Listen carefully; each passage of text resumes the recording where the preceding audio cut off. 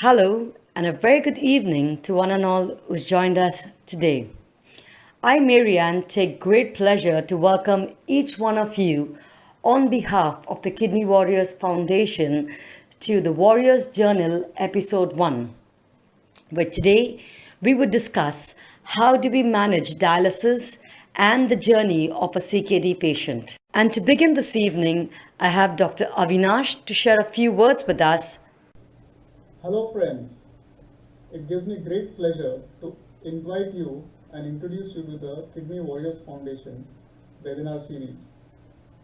The Kidney Warriors Foundation, born a few years ago on a pleasant Sunday morning in Pune, when a motley group of few patients and their caregivers and nephrologists met. It was a small idea of creating a forum bringing together kidney patients, their families, to share their knowledge, to share their experiences.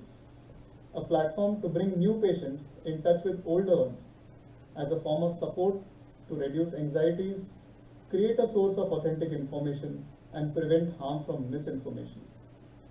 It was decided then to keep this patient centric and till today remains an organization of, by, and for kidney patients.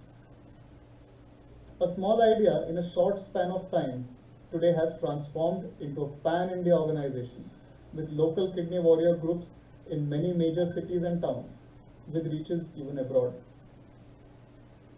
Under the leadership of Vasundhara Raghavan, it has now been able to lobby at the level of state and central government levels to bring ground level issues to the policymakers. Taking forward one of the primary goals of education, Kidney Warriors Foundation has been organizing a number of successful events in various cities to bring patients, their families, in touch with nephrologists, dietitians, and dialysis therapists on a common platform. The COVID-19 pandemic brought all this to an abrupt halt. However, soon realizing that there is going to be a new normal when the previous normal we may never be able to achieve, it was realized the need to continue interactions and educational activities by the Kidney Warriors Foundation and has been organizing online interactions at smaller scales. With everyone realizing that we have to adapt to the new normal, increasing online interactions have started. And such programs are essential at this time when accessibility to their own doctors, dietitians may be limited and people look forward to online resources for help. Though there are many good resources, there are also unscientific and dangerous remedies peddled with fake claims. This is probably the first of its kind webinar arranged where some of the best minds in nephrology are going to address some of the common concerns of kidney patients and their families and benefit of being able to interact with the speakers. I believe this is going to be very useful and an informative series of webinars. Keep checking for further updates and newer topics.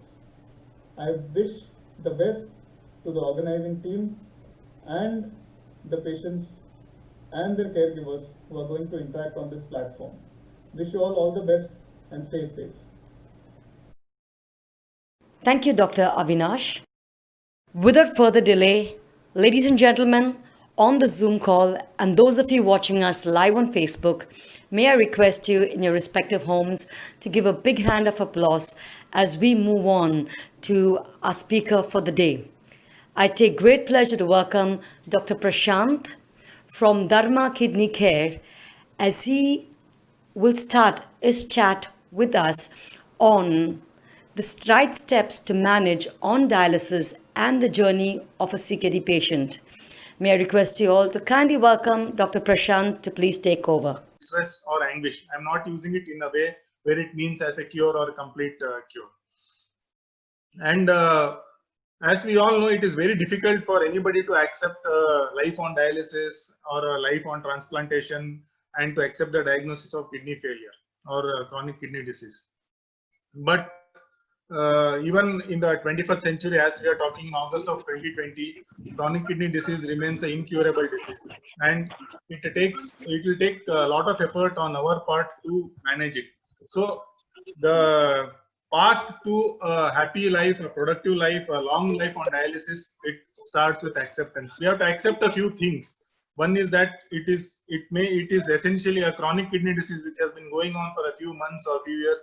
It is not completely reversible. It will need regular dialysis for the person to be healthy, and it will need some adjustments in our lifestyles also. For example, uh, it may be impossible to drink liters or even a few hundred ml of cola. We may have to satisfy ourselves with a few teaspoons. And suppose there is a family function or some function on the day of dialysis, we cannot skip the dialysis. We'll have to reschedule it. So there is some short-term pain that one has to take so that one leads for the sake of long-term gain. And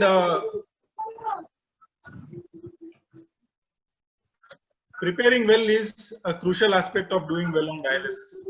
Here, this is a newborn baby, most likely a girl, and maybe 20 years from now, 30 years from now, she may climb the Mount Everest without oxygen, or she may win an Oscar, or she may win a gold medal for India. She may have any of those achievements, and suppose she has those achievements, the credit will be given to the parents, the trainers, her own perseverance and all that.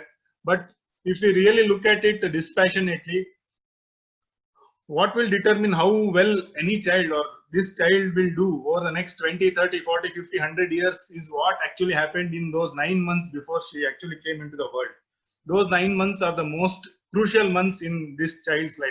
Similarly, for dialysis, the 6 to 9 months that precede the first dialysis are the most important ones. If a person prepares well for that, for dialysis during that period of time, then he or she automatically maximizes the chances of doing well in the long run on dialysis. And so the question arises, when is that time when one should start thinking about preparing for dialysis, or when one should start preparing oneself for dialysis? So as a general advice for most of the patients, I would say that a creatinine of 4 is, any creatinine above 4, one should definitely start thinking about dialysis, preparing for dialysis. It involves both psychological preparation, some lifestyle preparation, and some physical preparation also. So preparing in advance is very crucial.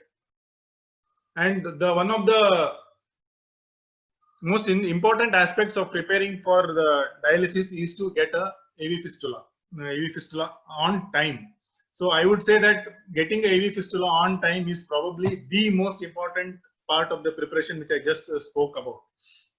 As we all know, fistula can take at least 2 months to start, at least 6 weeks, generally 2 to 3 months to start working. And because the patients can be sometimes old, they can have very thin veins, so they can require much longer time, sometimes even 6 months.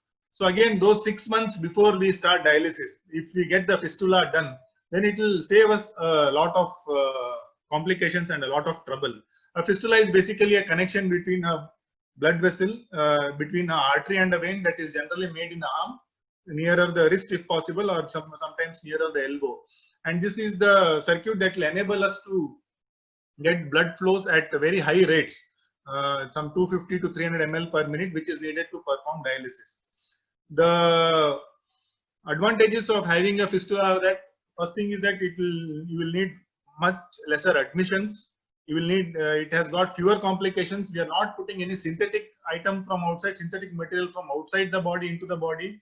Whenever we put a foreign body into the human body, then there is a scope for infection. In fistula, there is no foreign body that is put into the foreign material that is put into the body, and hence the complications are less, admissions are less, cost also is less, and it is definitely more durable. You can very easily see patients who have been on arteriovenous fistula for 5 years, 10 years, even 15 years, and less infections also with AV fistula. The only drawback, or the only caveat is that, just like the nephrologist who orders the AV fistula takes time to mature. So it is important to get it done 6 months in advance, when the creatinine is around 4 or between 4 and 5, as early as possible, so that once it is ready, you will automatically decrease a lot of complications and problems around the time of starting dialysis.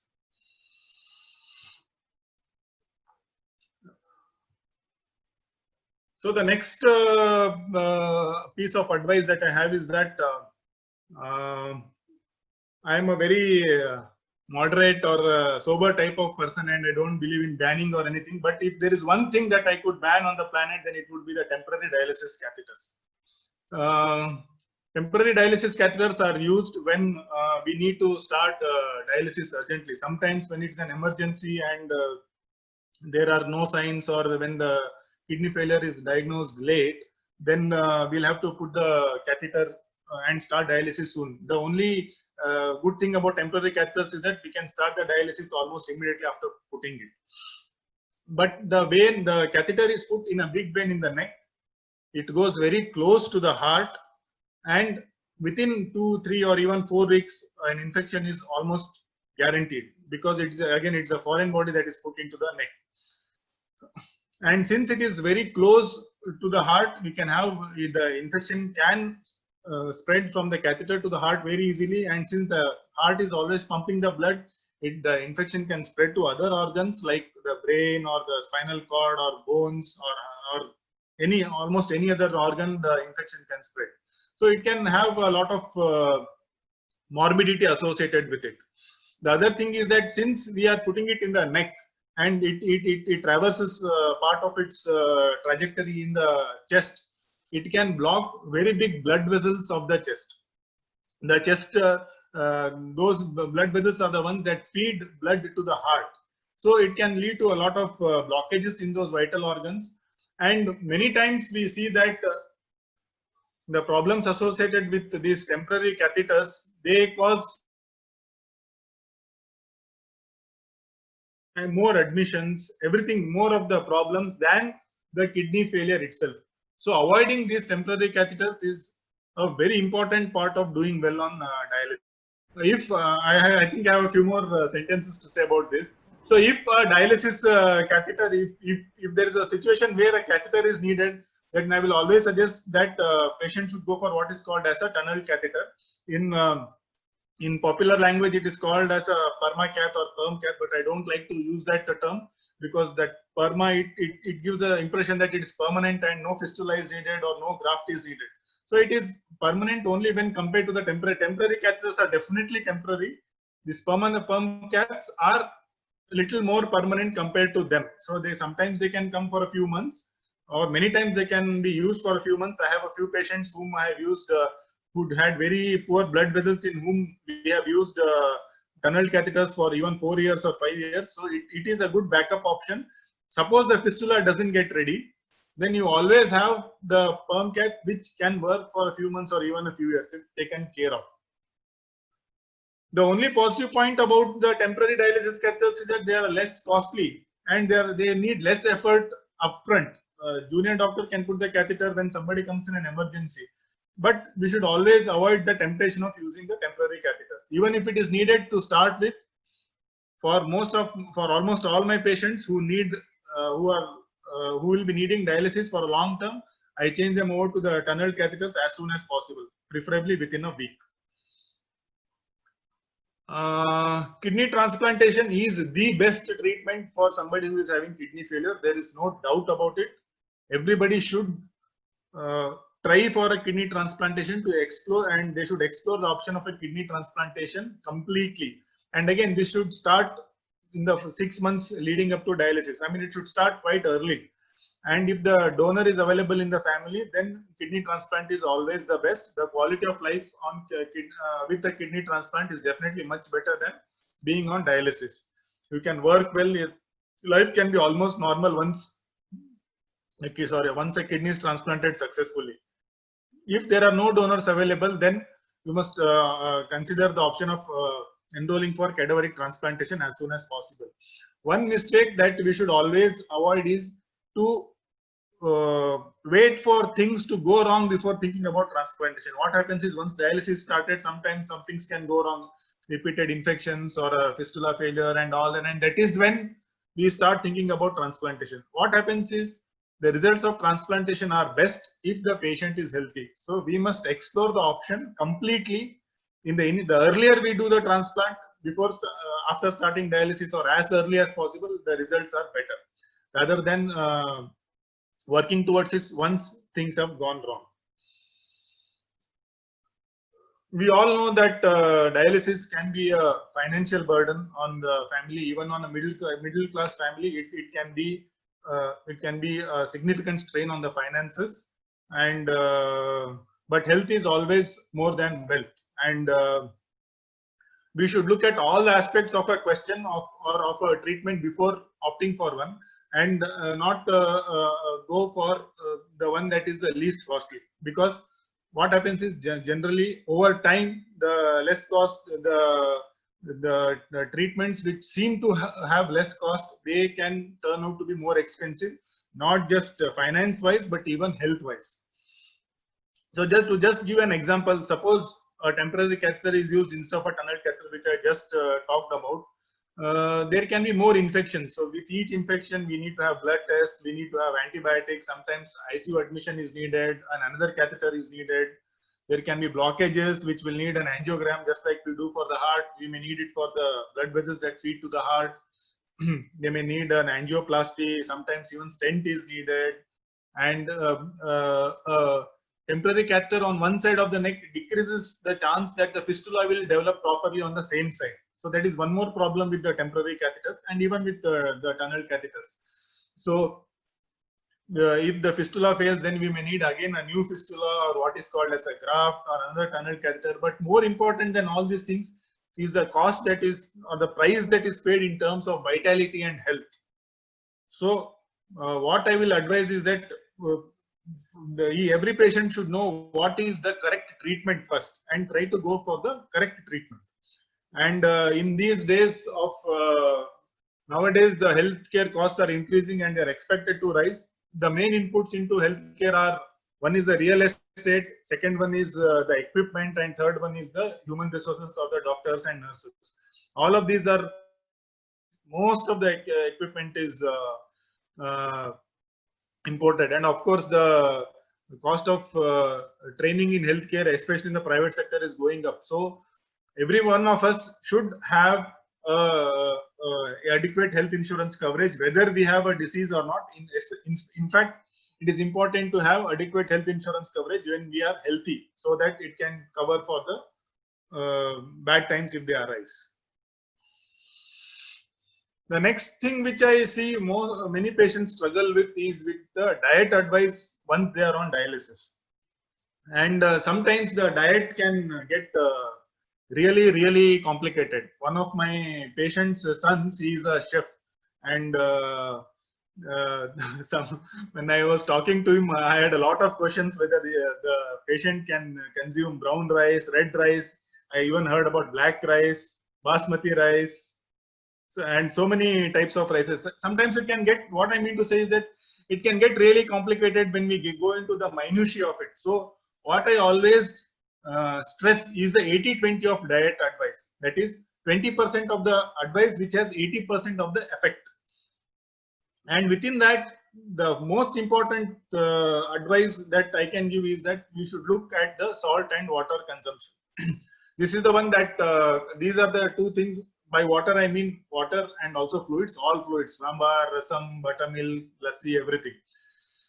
And it is the salt and water consumption that is likely to have maximum effect on the patient's quality of life. And it is the one that contributes to the weight gain. So basically the weight gain should be not more than 5% of the patient's dry weight in between dialysis. So if somebody is 60 kgs, 3 kgs should be the maximum weight gain that they have in between dialysis. The next one is the fruits, because they are rich in potassium, and potassium control is very important. And the third one is to take a diet that is rich in proteins. See, once in the pre-dialysis stage, sometimes there is a tendency to emphasize on protein restriction in diet. Most of the studies, they show that for Indian patients, especially vegetarians or even non-vegetarians, by Indian standards, we don't require too much of protein restriction. But protein restriction is positively harmful if it is practiced after dialysis is started. So we should really make sure that that advice to increase the protein content in diet is given once dialysis is started. And the 20% of the things which the things with 20% of effect is everything else. If these three things are followed, then the other things are not of very much significance. They are there. Like for example, phosphorus also we have to be a little careful in the diet and all that. But these are the three things which are most important. So once dialysis is started, all the patients should know, sorry, the important targets that they should aim for, the most important of which is dry weight. Dry weight will take time to be set for every patient. It is a little bit of trial and error. When dialysis is started, most patient tends to have a lot of extra fluid in the body. So the dry weight is that weight at which the patient is comfortable and healthy with a required amount of water content in the body. Because of the kidney failure, what happens is water tends to get retained in between dialysis sessions. So dry weight is that weight at which the patient has got optimal water content in the body. It is not a fixed number, and in each patient it may take some bit of time and little bit of trial and error to fix the dry weight. But every patient should know what his or her dry weight, which has been fixed by the nephrologist or the dialysis unit. The next important thing is hemoglobin. Hemoglobin should be around 11 to 11 and a half, 11 and a half and 12, at least 10 in most patients. And you would need to check your iron, take your erythropoietin injections regularly, and avoid blood transfusions. Hemoglobin target is especially important for people who want to go for a transplant. Each unit of blood that is needed to be transfused in the face of a low hemoglobin will decrease the chance of a successful transplantation. So hemoglobin target is very important. Next is albumin. Albumin is a protein that is present in the body, and the amount of albumin in the blood, it correlates well with how well the patient's nutrition is. So I would say in all these tests, albumin is one of the most important parameters that we should keep an eye on. Ideal is around 4. More than 4 is okay. Up to 3.5 is still okay. Things can improve, but anything less than 3.5, it may mean that you have to relook at the protein content of your diet. Potassium we have already talked about. It should be in the normal range, less than 5.5. In dialysis patients, sometimes dialysis patients have a little higher ability to tolerate higher potassium level. So that is a good thing, but still we should maintain it less than 5 or 5.5. Phosphorus and calcium, they should be maintained in a normal range. Now vitamin D and PTH, vitamin D in the normal range, PTH up to 200, 250, 300 is fine. And most important thing is vaccination status. Every dialysis patient requires at least vaccination for hepatitis B, which has to be checked annually. The effectiveness of the vaccine can go off over a period of time. So if you check annually, you will know whether you are immune at that point of time. And if you are immune, you can expect to be immune at least for the next 1 year. Next thing is the pneumonia. For pneumonias, we give 2 injections, Previnar and Pneumovax. Previnar is just once in a lifetime, and it can protect the patients against quite a few strains of the pneumococcus or the bacteria which causes pneumonia. Other one is what is called as Pneumovax 23, that is given once in 5 years, repeated every 5 years, and also the flu shot.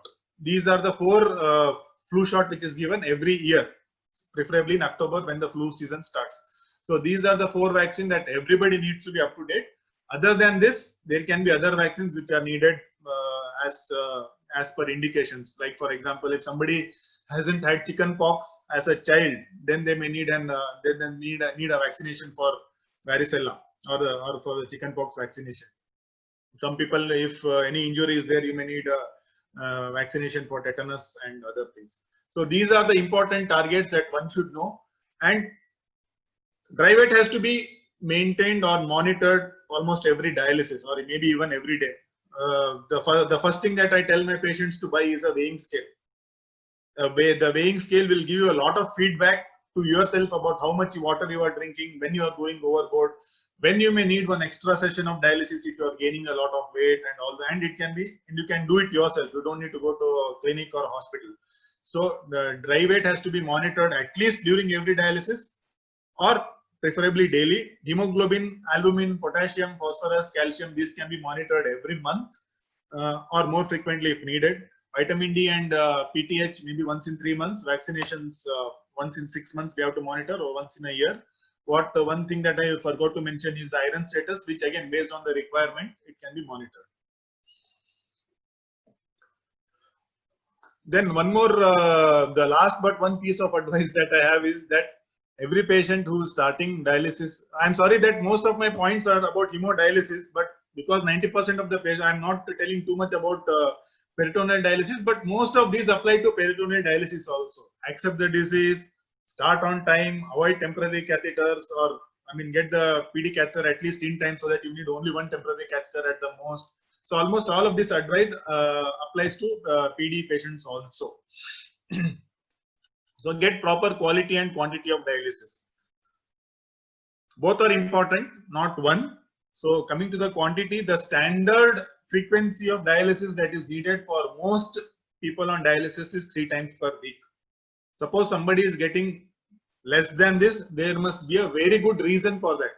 If they are passing a good amount of urine, or if they are doing well, or if they are very young and they are not doing well in spite of being on dialysis on 2 times per week, then it may be acceptable in a few patients, but most will need 3 times per week.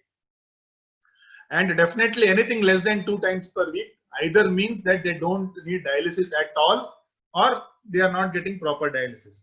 Once per week can never be a correct frequency of dialysis, or anything less than that, once per fortnight and all, they are not correct. They are not correct doses of dialysis. They are not correct frequencies of dialysis. So minimum of 2 times per week, and most of the times 3 times per week. And quality is very difficult to judge for a patient, because they will have to deal with so many things. So a very good surrogate marker or something that you can look at to assess the quality of dialysis at a place is to see if a qualified nephrologist is involved in the care. Suppose there is a qualified nephrologist who comes to the center daily, or at least twice or even once a week, then one can expect that a reasonable quality of dialysis is being maintained. See, quality of dialysis involves qualified technicians, good equipment, water quality. Water quality itself is depends on so many factors, the disinfection that is done and all that. It may be too complicated for a patient to understand.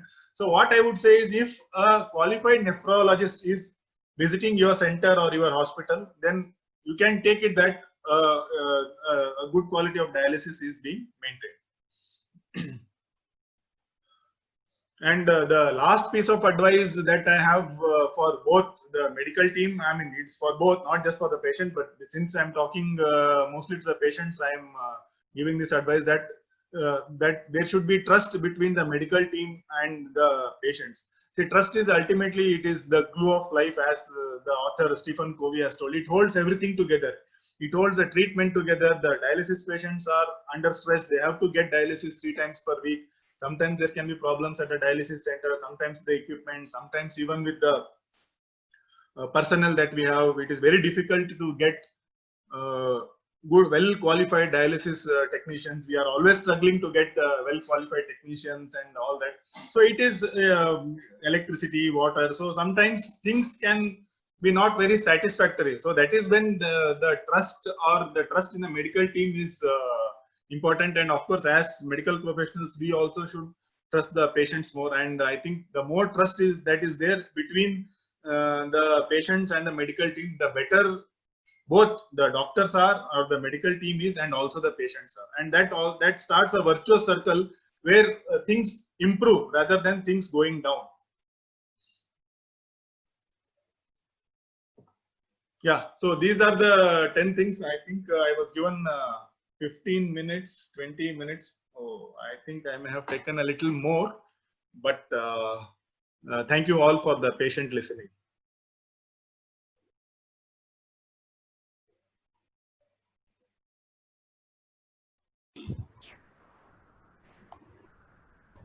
Thank you very much, Dr. Prashant. Doc, will you stop sharing the screen, Doc, or you want some help? No, I will stop it. Yeah, so I can actually Yeah. larger for everyone to see. Thank you very much, Dr. Prashant, for that. I think I overshot my time. I'm really sorry for that. No, I think it was fantastic, because I think some of us have already been on this journey, and we also have a lot of our friends who are very, very new to this journey. So the whole presentation is so educational and so useful for us and for them. So You could have even taken 5 more minutes and we would have still been happy to hear you. So without further delay, I'm going to move on to the queries that we already have and some that are coming. And I'm going to request for those of you who have questions, please just post them only in the chat box and don't unmute yourself. This is a kind request. So, Doc, the first query to you is, there's a patient who asked her, there's a patient who's mentioned, I'm on the first stage of CKD. How can I avoid or even prevent moving towards the end stage of the renal disease? The first stage is a very early stage. Okay. First stage is an early stage, and see, most people in first stage, they will not progress to dialysis by the nature of the disease itself. Most people, not all.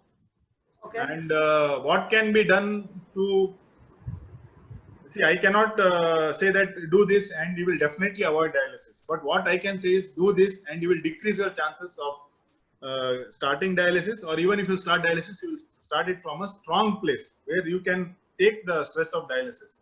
So the most important things that he or she needs to do is first control the risk factors, which is hypertension, diabetes, and smoking. If suppose he or she is obese, they must look at decreasing the weight and having a healthy diet. See, I will not put too many dietary restrictions at this point of time because they can be counterproductive.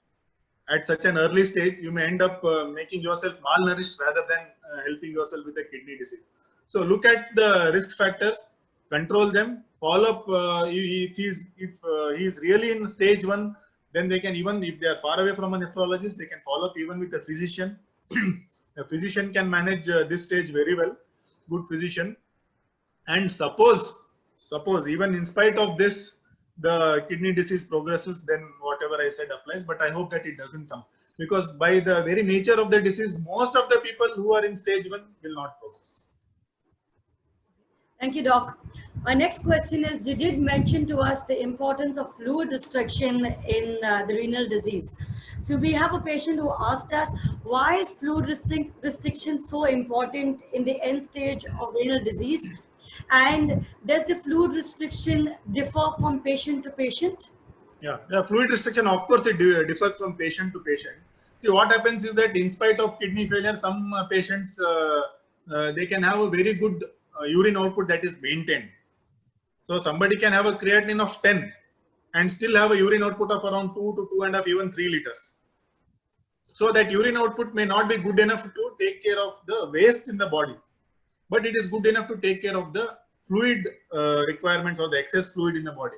See, the human body is so, wonderful that it maintains the weight. Even if somebody drinks 1500 ml of water, it will make sure that that much amount goes out of the body.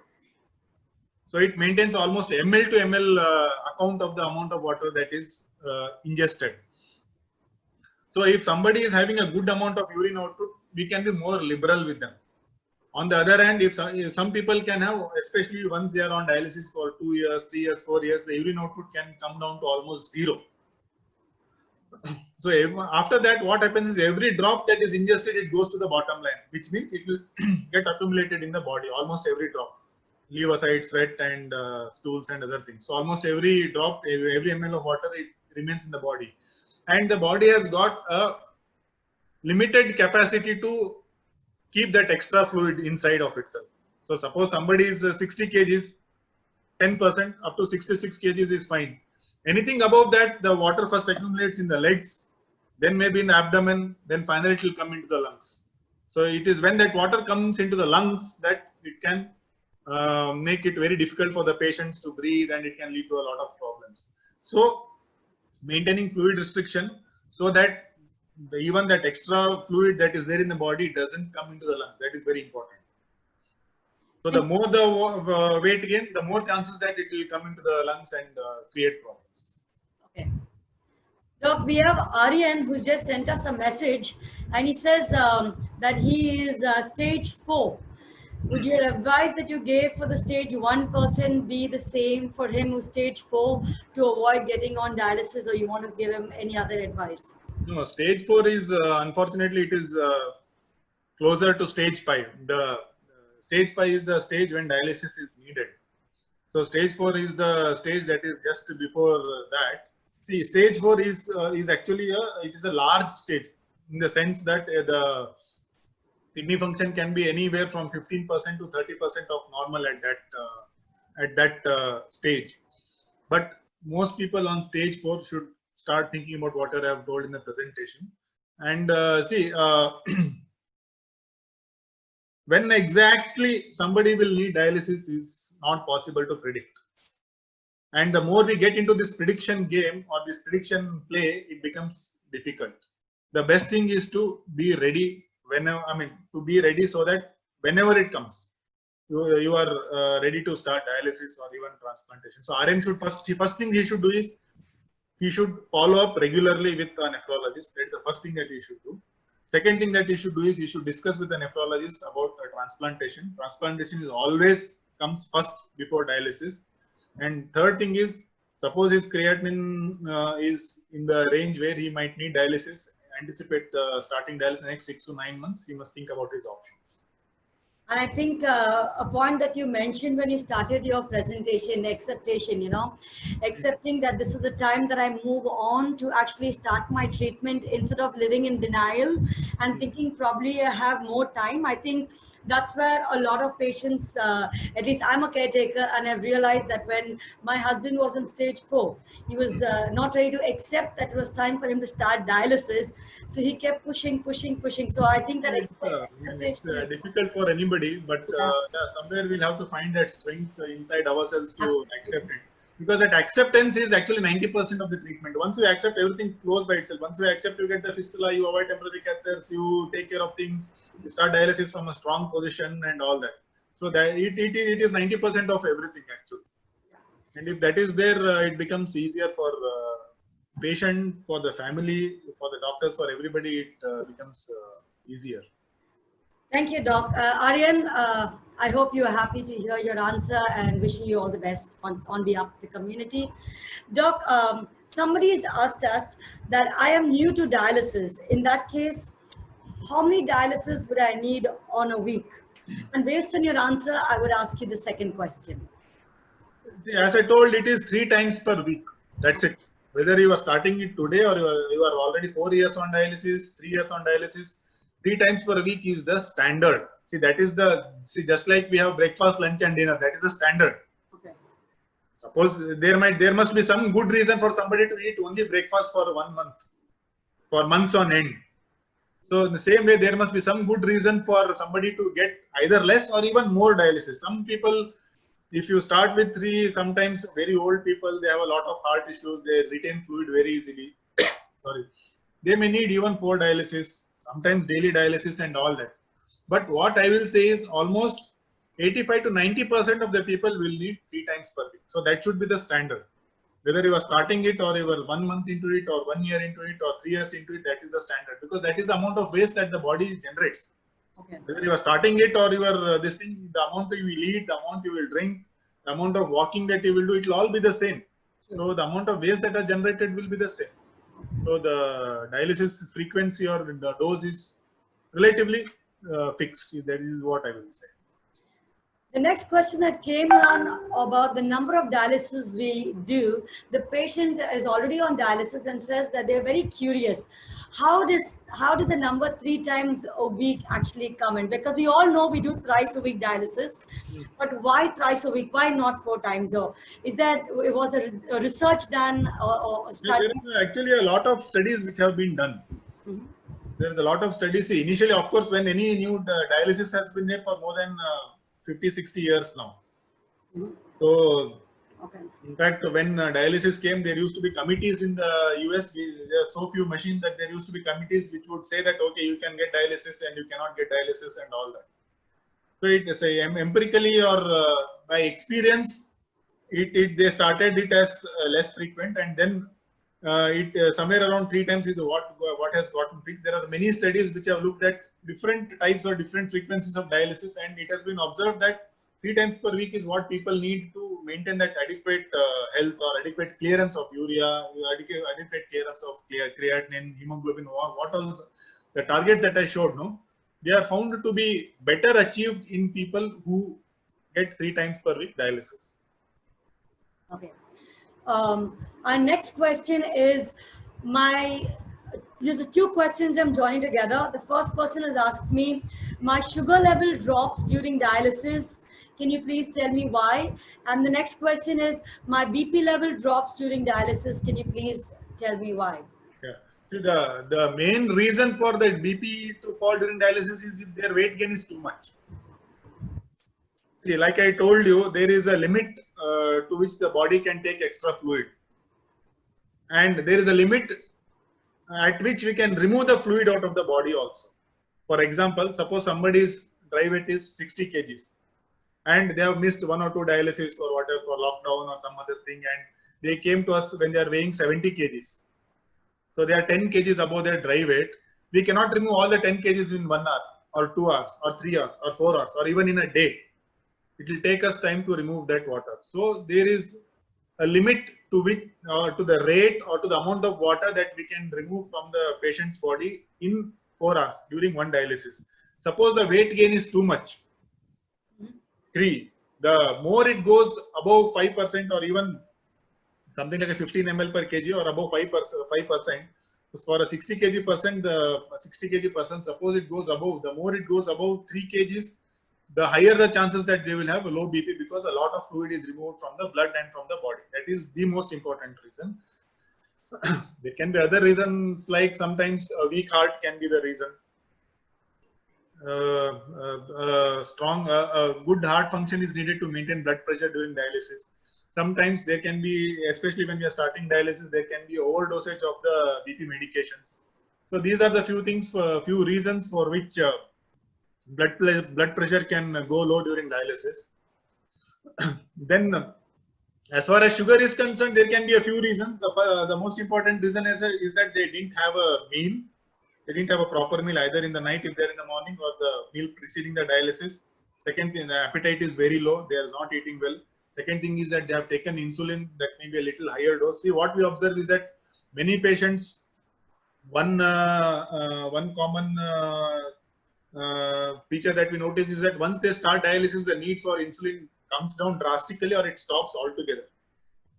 So if that aspect hasn't been looked at and they're continuing at the previous dose of insulin, then it may lead to low sugars. Then even the dialysis itself can lead to low sugars. So in the dialysis fluid, one of the fluid, it contains sugar. So you can just ask your center people. In some centers they use that sugar, some centers they don't use. It is their preference. So if they are not using that sugar, maybe you can request them to add it for you. And another thing is tablets which are used for diabetes. Not all the tablets, but there is a group of tablets which have got a high risk of causing low sugar in dialysis patients. Not especially during dialysis, but generally. So you must at least talk to your nephrologist or talk to a physician and see to it that you are not getting those group of medications. Generally, they are glimepiride, Glim, Uglim, and all those glycomate, GP1, GP2. Those are the group of medications which can cause severe low blood sugar. Thank you, Doc, for answering those two. Doc, in addition to the sugar and the BP, we also had somebody saying that what is the reason for us getting fever during dialysis? Again, there can be many reasons. If the fever comes during dialysis, it generally means that there is an infection in the bloodstream. The most important cause for this is the catheter, either a temporary catheter or a tunneled catheter. Both of them can cause fever. So if somebody is getting dialysis, and gets fever during dialysis and is having a catheter in the neck, then it is assumed that the fever is because of the catheter. Okay. That is the most important cause. And of course, there can be sometimes when the water, the water unit in the dialysis, almost 100 liters is used for one patient in one dialysis, which we don't see. I mean, it is not visible from outside, so patients may not know, or they may not know that this much of water is being used for each treatment. So 100 liters is like what we will drink in a month. A normal person will drink in a month. So that much water is needed for one dialysis. So that water quality has to be good. Generally, as I told you, the quality, if a nephrologist is there, he will make sure that the water quality is good. Otherwise, maybe you can request the technicians to just, it is the whole water circuit is disinfected generally at least once a month, generally. Sometimes little more frequently, sometimes little less frequently. So towards that end of that period, we tend to get this patients with who have fever and all that. So it is an indicator that we should disinfect it sooner, if that is the reason. I mean, if the catheter is not there, if patients with fistula also start getting fever, then maybe there is a problem with the water quality in the unit, and we should address it. Okay, Doc, one more issue during dialysis, vomiting during dialysis. Why do I sometimes vomit during dialysis, and sometimes my dialysis is continued and sometimes my dialysis is stopped? Again, the cause, the vomiting is a symptom. So vomiting can be because of other reasons. The most important, again, the water quality plays a role. Second thing is that if we are removing too much water, low BP, if the BP drops, it may not come below 100, but if it drops substantially, even that can cause vomiting during dialysis. And dialysis itself can cause dialysis. See, we are removing so much of urea, so much of creatinine, so much of potassium from the body. So what happens is that sometimes the body takes time to adjust to that. So that itself can cause vomiting. Of course, there can be other unrelated issues like ulcer or something. What every patient who gets vomiting during dialysis should look at is, one is the weight gain, the blood pressure, and the water quality. Those are the ones that we have to look at specifically. See, this water quality is, it affects almost every aspect of dialysis. And it is sometimes not very well appreciated. So it can be a cause of fever, it can be a cause of weakness, it can be a cause of low appetite, not doing well, vomiting and all that. So maintaining a good water quality is very important. Like when I started learning nephrology, from then to now, the awareness is much more, and generally the quality of water is much better. The other question coming up is, I had very healthy skin, but once I was diagnosed with the end stage of renal failure, my skin turned dark, dull, and dry. Why? That is again, that is the dialysis that we do for kidney failure. It basically removes the wastes from the blood, right? So that is the reason for which we do dialysis. But even within that, it doesn't remove all the wastes that a normal kidney removes, and not with the same efficiency also. So some wastes, especially the ones which are bigger in size. See, this creatinine, urea, potassium.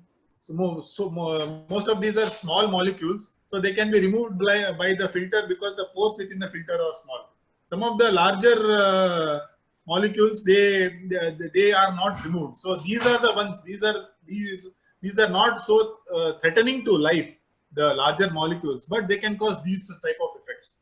Okay. The skin discoloration, dryness, and all that. See, for the discoloration, the answer lies in actually more frequent dialysis, something called as high flux dialysis, hemodiafiltration, and all that. But again, they come with their own cost. Many times, what we see is that kidney transplantation helps with that. Once the patient gets transplanted, the newer kidney is able to at least excrete whatever is possible of those wastes. So transplantation helps with them. And for the dryness is also an effect of CKD. For that, most of the time we just have to use, I tell my patients to use coconut oil 2 to 3 times per day. That is more than what is needed. And that can lead to itching also, the dryness itself. So for the moisturizers is what is needed for the dryness. But for the pigmentation, unfortunately, more dialysis, more frequent dialysis, a better quality of dialysis, hemodiafiltration, high flux, and kidney transplantation, these are the options. One thing that they can try is what are called as probiotics, which we have nowadays. They are supposed to help with removing some of these what we call as uremic toxins, we call them. These are the chemicals which remain in the blood when dialysis is, when kidney function is not adequate.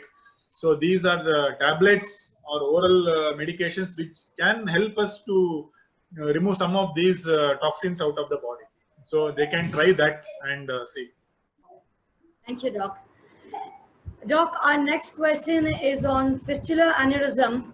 So first, Why fistular aneurysm? Can an aneurysm on a fistula or a needle point be reduced? And how can we prevent their formation? See, So maybe many of us are very new to this term, aneurysm on a fistula. the aneurysm is when there is a swelling in the fistula. So the fistula is it will be like a tube, but sometimes aneurysm is where you get a bulging out of the fistula. Generally, it happens because see, every fistula has got only a limited place where we can prick the fistula to get the blood flow. The fistula may be long, but there may be only some segments where it is straight and where a needle can be put. So what happens is, generally, once the technicians are comfortable, the same point is pricked on the fistula for months and even years together. So that point where it is pricked, it can become weak. And when it becomes weak, it gives way in a sort of, it gives way to, so to speak, and then it becomes swollen. So the way to prevent it is by rotating the side of needle pricks as much as practical, as much as possible within the constraints of the fistula structure. Okay. Once it forms, sorry, once it forms, most of the time it doesn't need any specific intervention other than avoiding pricking directly on the aneurysm. But if it increases dramatically in size over a period of time, or it becomes very tense and very thin walled, then we may have to close the fistula itself.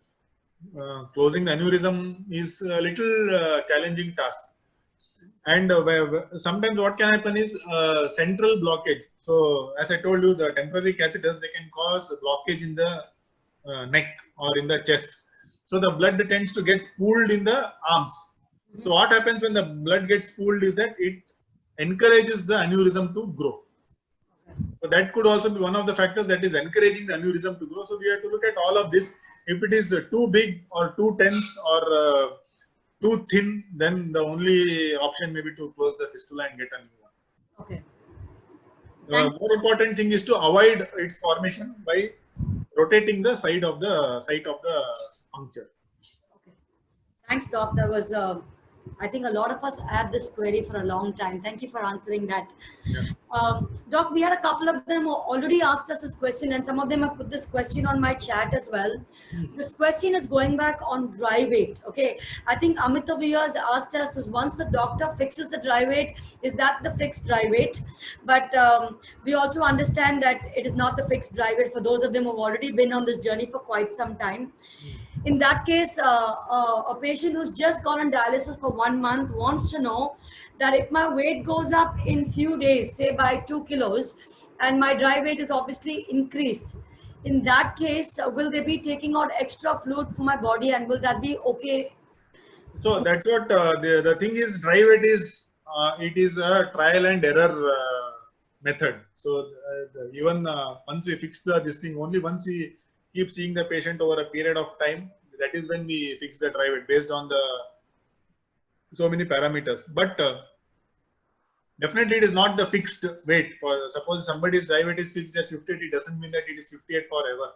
Okay. But it won't change very frequently also. I mean, dialysis, dry weight is not something that you change at every dialysis.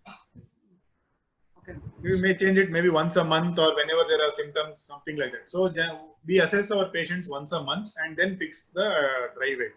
Okay. And if the appetite is very good and if they are gaining a weight, then the dry weight can go up. But a weight that increases within a day or 2 days is generally not dry weight. Dry weight increases over months. So suppose somebody's dry weight has been fixed at 58 and he is 60 at the next dialysis, that it is not 2 kgs of dry weight that he has gained. The body doesn't gain so much of dry weight so quickly. Yes. So it is a monthly thing, while dry weight, the water weight or the fluid weight or the extra weight is a thrice weekly thing. Okay. Thanks. So a monthly adjustment is what is generally needed. If they have just started, maybe fortnightly. That's it. Not, I mean, not more frequently than that is what I would say. One of the questions I'm reading on the chat, doctor, I have headache, cough, feeling dizzy, back pain, vomiting, leg pain for 1 month.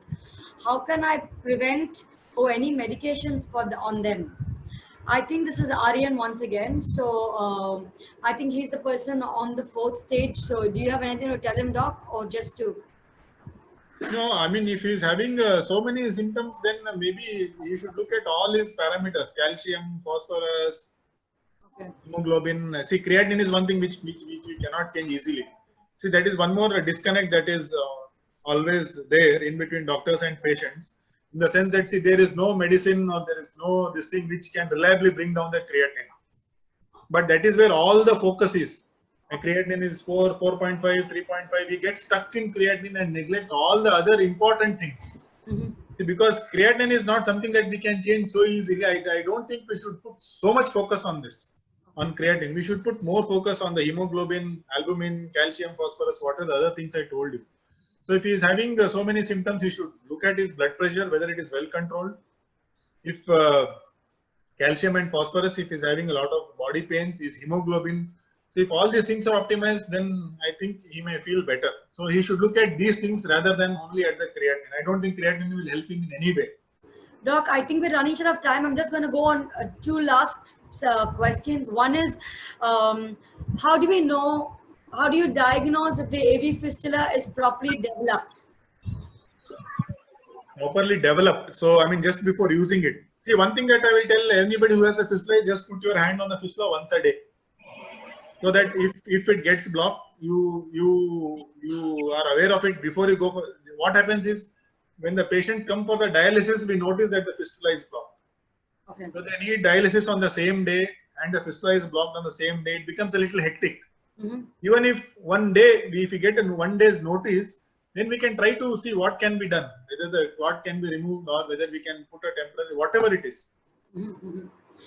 So if they can put a hand on the fistula once a day and just see that it makes that mewing sound or the purring sound, that is one thing. And for the question that was just asked, how we will assess whether it is ready for use, we'll look at a few parameters. At least one scan is generally advised before starting dialysis. So the scan will give us the information: how big is the fistula, how much blood flow is there, do we have a segment that we can put a needle in, a relatively long segment, is it superficial enough. So all these things can be answered by a simple ultrasound scan. So that is the one. Many times, if it is not there, just by looking at it and just feeling basic physical examination, a nephrologist or even a technician can assess that, okay, it is ready for use. But for the patients, it may be difficult to like confirm that it is ready for use by themselves. My last question that I'm going to be taking, Doc, is it possible to have multiple fistulas in one hand if your fistula failed? Yeah, fistula, generally we start from the place closest to the wrist. That is where we start.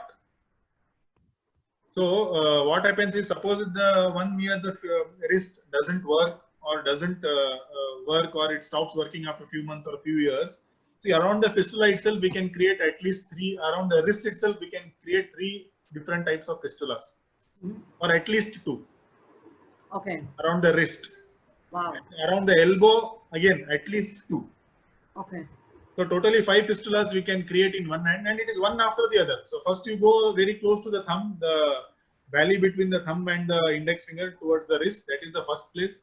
Then the second one is little above the wrist on the outer side, then on the inner side, then in the elbow also we can. So we can create 5 fistulas on each arm.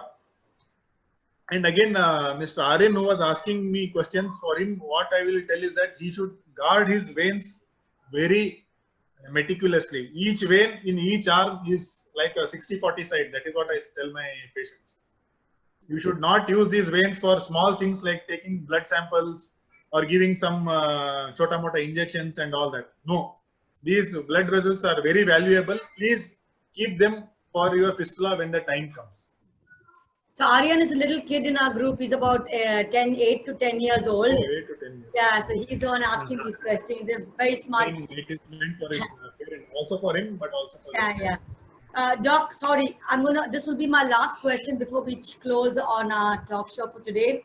A patient says that they're taking 3 different types of BP medicines. Then dialysis, still her BP is on the higher side. Before dialysis starts, additional Therma 40 is given, but still during dialysis, it fluctuates between 200 to 100, 180 to 90. I didn't get the question. Sorry. Okay.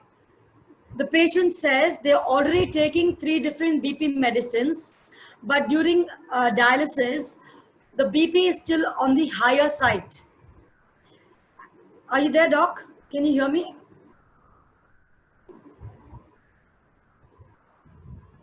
If somebody can hear me, give me a thumbs up on the chat, please.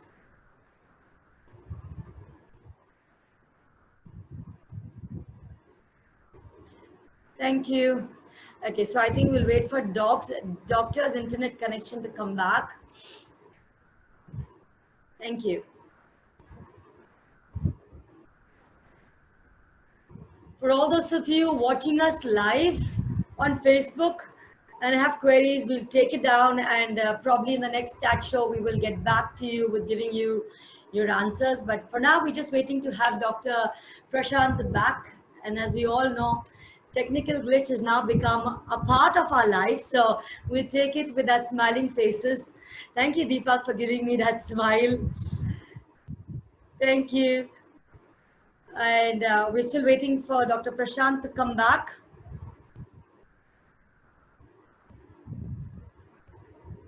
I'm not too sure if we have Dr. Prashant still on the call as well.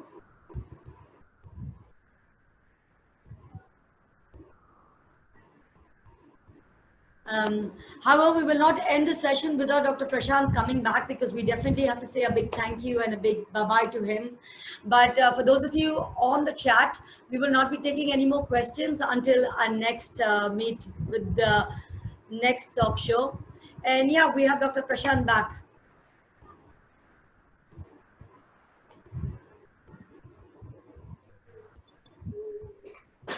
Welcome There back. was some problem with the video, I think. Yes, Doc. But welcome back. We're so happy to see you back on our screen, and we're all smiling. Doc, so like I said, I'll just go on with the last question. Patient takes 3 different BP medications. Still, the BP is on the higher side.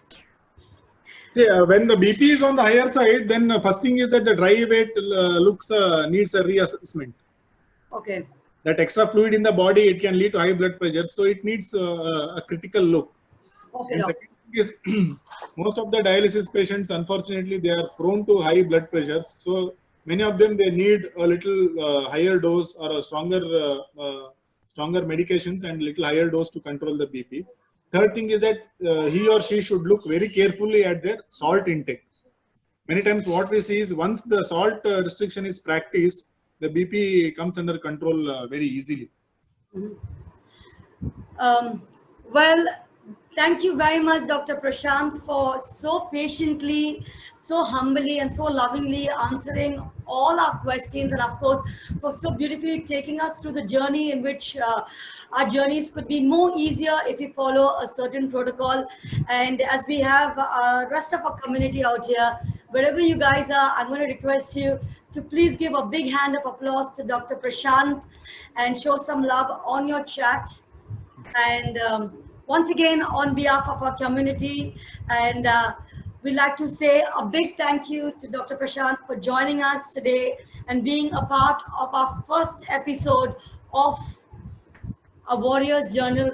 Thank you very much, Dr. Prashant. Thanks to all of you for giving me this space to talk to you, and maybe I hope that it has made some difference. Thank you. Thank you, Doc. And for all of you watching us live on Facebook, and if you had any queries, we will take your queries and we'll make sure we would add it into our next Warriors Journal. But for until now, this is us from the Kidney Warrior Foundation, signing off, wishing you all a very good evening once again. Stay healthy, stay safe, and God bless you all. Bye. Thank